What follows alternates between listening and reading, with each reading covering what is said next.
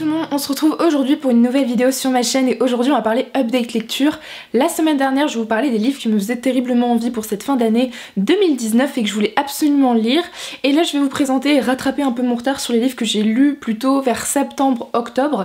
Donc oui, j'ai encore un peu de retard, mais vu que j'ai lu peu de livres depuis septembre à cause des cours, j'ai finalement pas énormément de livres dont je dois vous parler, et là c'est le dernier update lecture qui date par rapport aux livres que je lis actuellement. Donc on va commencer tout de suite. Vu que ça fait un moment que j'ai lu ces livres, mes avis seront peut-être un peu moins détaillés que d'habitude puisque j'ai en plus arrêté le blog, ce qui fait que je n'ai plus de traces écrites particulièrement de mon avis sur les romans, même s'il faut que je reprenne cette habitude. Donc je vais vous parler assez brièvement des romans et je vais commencer avec les deux tomes d'une même saga que j'ai lus les uns à la suite de l'autre quand je suis partie en Nouvelle-Zélande. Il s'agit du tome 2 et du tome 3 de L'Anti-Magicien de Sébastien de Castel, le deuxième tome L'Ombre Noire et le troisième tome L'Ensorceleuse aux éditions Gallimard Jeunesse pour les deux. C'est déjà une saga dont j'avais adoré le premier tome qui avait été vraiment un gros coup de cœur. Je vais faire un avis assez complet sur les deux finalement, je vais mêler les deux. C'est une suite que j'ai particulièrement appréciée. Il y a autant d'humour, d'action, de péripéties et de retournements de situation dans ces deux tomes là que dans le premier tome. On découvre encore plus l'univers. Dans ce deuxième tome, je m'avoue que je m'en souviens pas des masses, mais dans ce troisième, ce qui m'avait marqué, c'est l'univers qui est développé de Gitabri, donc qui est une autre région de l'univers de Sébastien de Castel, qui était pleine de découvertes, d'originalité, d'inventivité. C'était assez dingue et on avait juste qu'une envie, c'est d'y aller. Du coup j'avais particulièrement apprécié l'univers dans ce tome 3.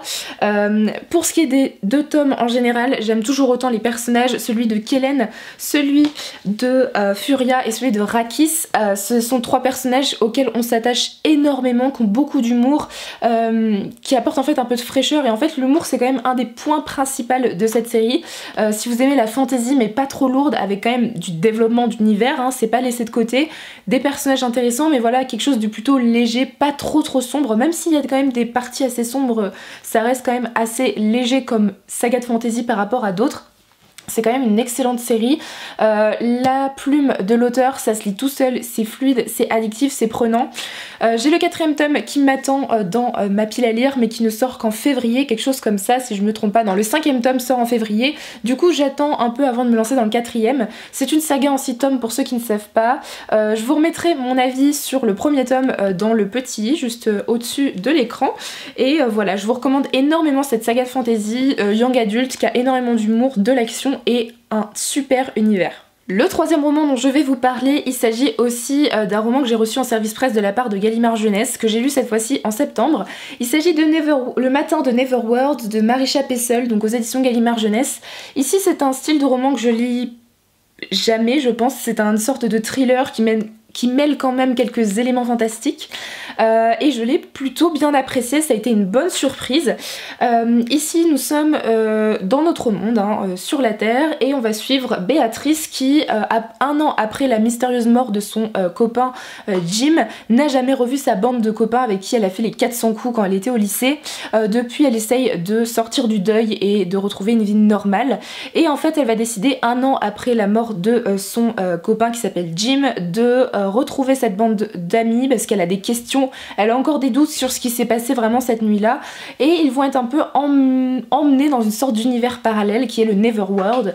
Je ne vous dirai pas pourquoi, comment, parce que je ne vais pas vous spoiler, parce que c'est terriblement intéressant. Alors les personnages étaient très sympas à suivre pour un thriller, je me suis pas forcément attachée à eux parce que la plupart sont assez cliché finalement, hein. C'est un peu des adolescents de riches, voilà, qui vivent un peu au-dessus de tout le monde, qui ont des habitudes pas forcément très réalistes, mais ça reste quand même des personnages intéressants à suivre ici, surtout au niveau de leur psychologie, même si c'est un roman assez court, ça reste quand même très intéressant. Pour ce qui est de l'action, j'ai trouvé le début un petit peu long à se mettre en place, pourtant c'était quand même très prenant au niveau de l'univers. Il y a quand même pas mal de retournements, mais c'est surtout vers la fin. Le processus en lui-même est assez long, on va pas se mentir, quand ils sont dans le Neverworld, c'est un peu long à se mettre en place, à ce qu'il se passe vraiment quelque chose, mais à partir du moment où on commence à avoir des indices et des réponses à nos questions, tout s'enchaîne et tout est, enfin la fin est assez explosive, tout se termine un peu en queue de poisson et c'était vraiment super bien en fait, c'est prenant et du coup on finit le roman sur une très très bonne note. Et pour ce qui est de l'univers de Neverward aussi, j'ai bien aimé toutes les règles et spécificités de cet univers parce que c'est pas un univers de fantasy où il va y avoir plein de créatures, etc. C'est quand même quelque chose d'assez de huis clos finalement, mais c'était très intéressant, une sorte de boucle temporelle. Voilà, j'ai bien aimé les idées de l'autrice ici, malgré quelques longueurs, j'ai trouvé que c'était un excellent roman, il y a quand même 10 retournements de situation et un peu d'action, et la plume est plutôt prenante, donc c'est ça aussi qui m'a permis de lire le roman jusqu'au bout, parce que je pense que s'il y avait eu des longueurs et que j'avais pas aimé la plume, ça aurait été plus compliqué. Mais du coup voilà, en fait ce qui m'a marqué c'est surtout le gros concept de boucle temporelle du Neverward et tout qui est terriblement intéressante à découvrir et c'est pour ça que je vous le recommande beaucoup. Et enfin le dernier livre dont je vais vous parler, il s'agit d'un livre de non-fiction qui me faisait très envie et que j'ai plutôt bien apprécié. Il s'agit de Sorcière, la puissance invaincue des femmes de Mona Chollet, ici aux éditions Zone. Je pense que vous en avez énormément entendu parler lors de sa sortie, c'est un livre de non-fiction qui a fait énormément parler de lui et qui a eu un gros succès surtout en France. Mona Chollet de base elle est connue pour avoir fait des essais notamment sur les femmes et un essai en particulier qui s'appelle Beauté fatale, donc sur la représentation des femmes dans les médias. Et ici on va plus particulièrement s'intéresser au mythe de la sorcière. J'ai bien aimé ce livre de non-fiction. Quand on s'intéresse au sujet des sorcières avant d'avoir lu le livre, il y a beaucoup de choses qui vont être répétitives, c'est peut-être un peu le bémol ici, c'est qu'il y a des choses pour la plupart que je savais déjà.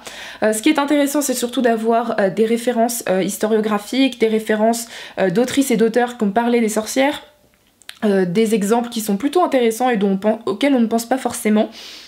Mais c'est vrai que quand on s'intéresse un minimum au sujet, c'est pas forcément toujours intéressant, mais il y a quand même des chapitres qui ont réussi à piquer ma curiosité. Il y a aussi des moments où l'autrice elle décide de quand même mettre beaucoup son avis ou de baser des chapitres entiers sur son expérience à elle, avec sa vision à elle, et du coup c'était un peu bizarre et on a un peu de mal à se mettre finalement à sa place parce qu'on n'a pas forcément la même vision qu'elle sur beaucoup de choses. Et voilà, c'était un peu particulier. J'ai bien aimé les thèmes traités ici. Ça ne tournait pas toujours autour des sorcières, il y avait des thèmes plus intéressants que d'autres, mais bon, le point commun reste quand même la femme de manière générale, la libération de la femme et le fait d'avoir de la confiance en tant que femme.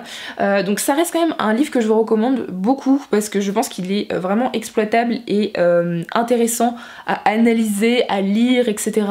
Après voilà, je suis pas sûre que ce soit le meilleur dans son domaine, mais c'est un très bon livre de non-fiction qui se lit vraiment tout seul. Donc voilà, j'ai terminé mon update lecture, alors il a été assez court par rapport à d'habitude, comme je vous l'ai dit, mes avis sont pas forcément super développés parce que j'ai pas forcément plus de choses à en dire, mais je vais reprendre mes traces écrites histoire de vous en parler un peu plus en détail. J'espère tout de même que cette update lecture vous aura plu, moi je vous souhaite de très bonnes lectures et je vous dis à très bientôt dans une prochaine vidéo.